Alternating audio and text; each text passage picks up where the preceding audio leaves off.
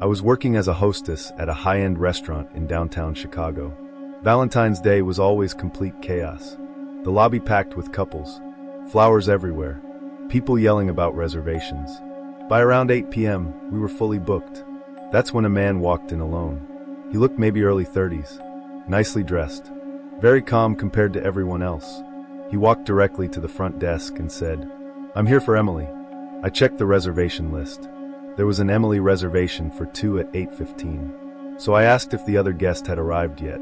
The man smiled and said, "She's already here." That confused me because nobody had checked in under that name. But before I could ask anything else, he quietly added, "She doesn't know I'm coming." Immediately my stomach dropped. I asked what he meant. The guy leaned slightly closer and said, "It's a surprise." At that point I felt incredibly uncomfortable. I told him I couldn't seat him without the reservation holder present. For the first time, his expression changed. Not angry exactly, just irritated, like I was ruining something important.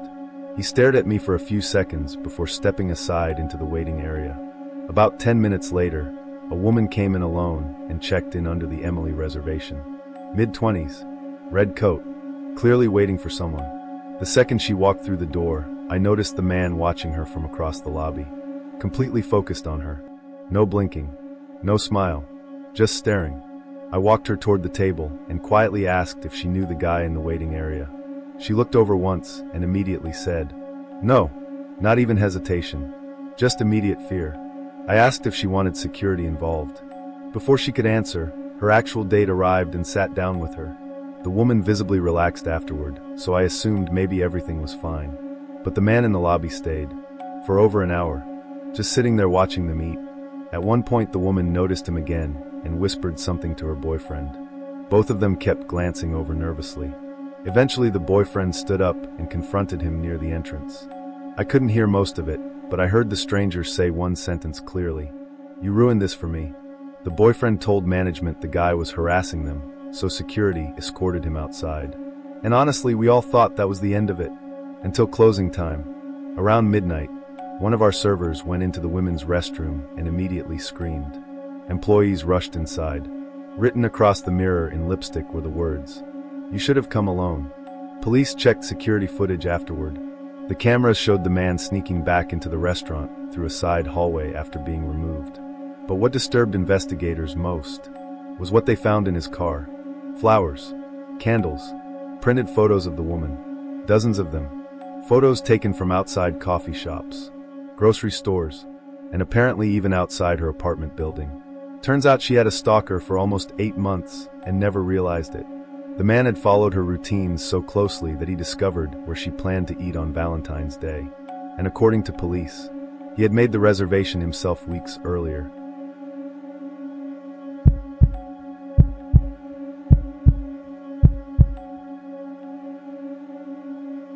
My friend Melissa went on a Valentine's Day weekend trip with a guy she'd been dating for about 3 months. They drove from Texas into Louisiana and stayed at a small historic hotel outside New Orleans. At first the trip seemed perfect. Wine, dinner, live music. Melissa kept posting pictures online saying it felt straight out of a movie. But late that night, things changed. Around 1 a.m., Melissa woke up because she heard whispering. At first she assumed the TV was still on. But when she opened her eyes, the room was dark. Completely dark.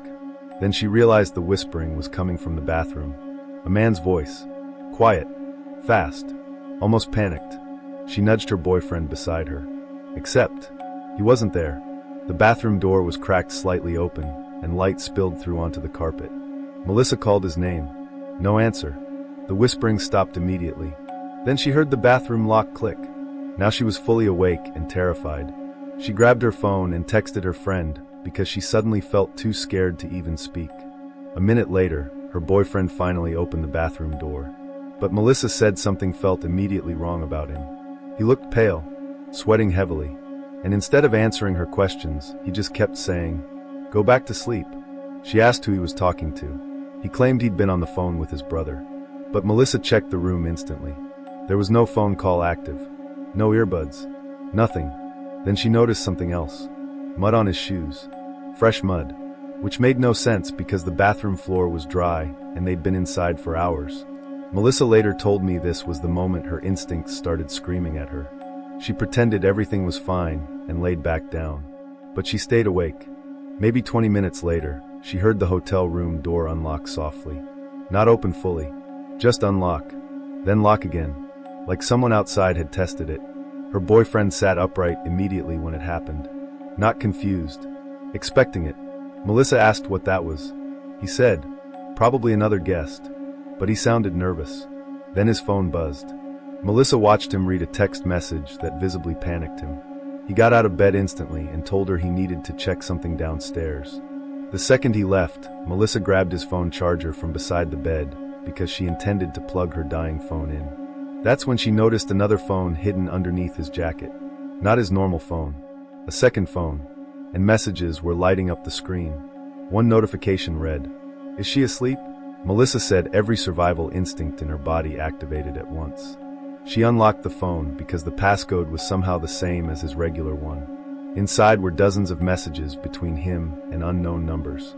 Messages discussing women, hotel locations, room numbers. One message sent earlier that night said, "Valentine's weekend is perfect because nobody suspects couples." Melissa immediately packed her things silently and left the room barefoot, carrying her shoes. She ran straight to the hotel lobby crying. Police arrived less than 20 minutes later. Her boyfriend disappeared before officers reached the room. And according to investigators, the fake name he gave Melissa wasn't even real. Police later connected him to multiple reports involving women who disappeared after dating men they met online in nearby states. Melissa still believes if she'd fallen asleep again that night, something horrible would have happened to her.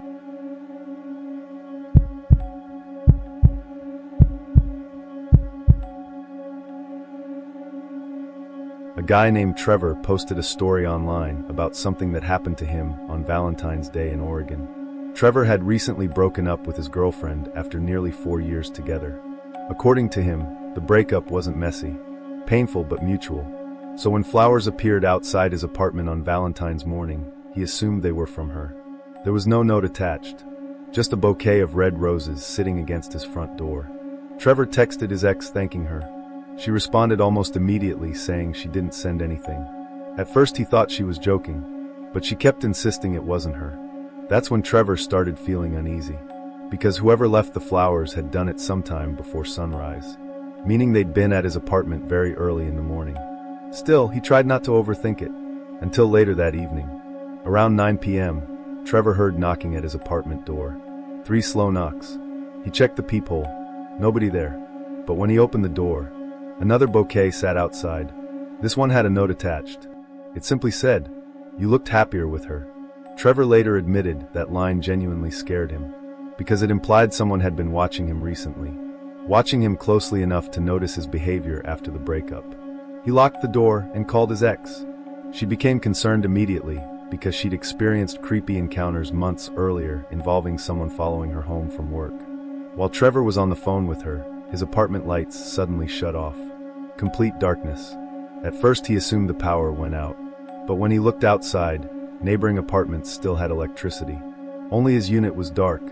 Then he heard movement outside his living room window. Slow footsteps on the gravel. Trevor grabbed a kitchen knife and moved toward the blinds carefully. He peeked through them slightly and saw a person standing only a few feet from the glass, completely motionless, wearing a dark hoodie, holding flowers. Trevor yelled instantly. The figure ran, but instead of running away from the building, they ran toward the rear parking lot where Trevor's car was parked. Trevor called police and waited inside until officers arrived.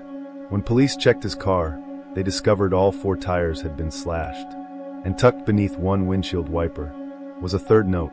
This one read, "If I can't have either of you, nobody will." Investigators later learned Trevor's ex had a former co-worker who became obsessed with her after she rejected him repeatedly. The co-worker had apparently been monitoring both of their social media accounts for months, tracking locations, watching routines, waiting for Valentine's Day. Police arrested him 3 days later after security cameras near the apartment captured his vehicle driving through the complex multiple times that night. But Trevor said the creepiest part happened afterward. During questioning, the man reportedly admitted he'd been sitting outside Trevor's apartment for nearly 2 hours before knocking, just watching through the windows. waiting for the right moment to come inside.